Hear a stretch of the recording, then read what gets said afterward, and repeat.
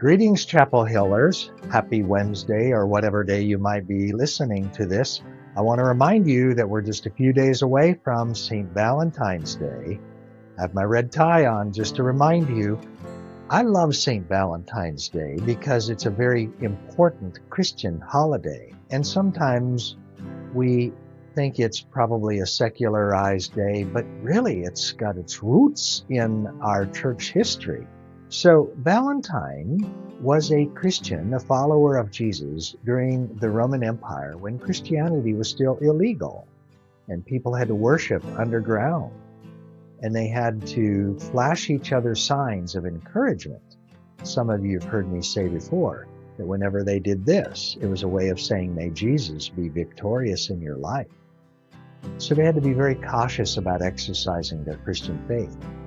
Valentine was a person who took his faith very seriously and was wanting to follow Jesus no matter what it cost him.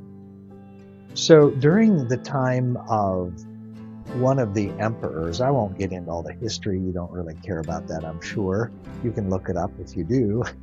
But during one of the emperor's reigns, he declared that no man could be married because he wanted every man to be a soldier.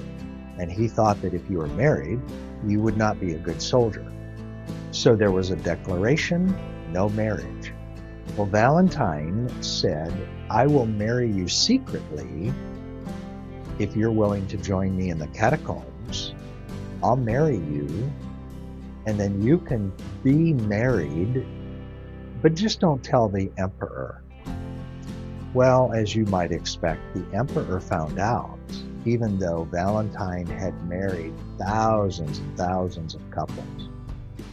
And so he was brought before the emperor, and the emperor sentenced him to death. But first, he sent him to a prison to punish him. And so Valentine, in prison, started ministering to his prison guard.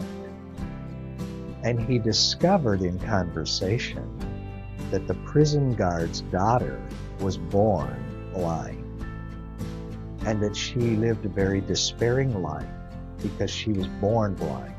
And the prison guard, who was father of this girl, was also despairing because he felt so badly that she could not see and would never see the whole of her life.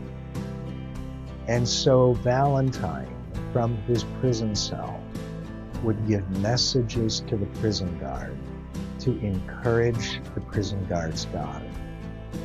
And he would always say to the prison guard, now, tell your daughter that her Valentine is praying for her, or her Valentine is remembering her, or her Valentine loves her. That's the root of our day that we now call St. Valentine's Day. I hope and pray that this year we might practice Valentine's Day a little differently. It's not only a way to remember those closest to us, whether we're married or whether it's a significant relationship or whether it's children or grandparents or aunts or uncles. Family is always good to remember and to show love toward. But this year, can we show some love for people like the prison guard's daughter, who just need one person to say, remember, you're loved. So, have a great week, and this Valentine's Day, do something that would honor St. Valentine, after whom this day is named. God bless.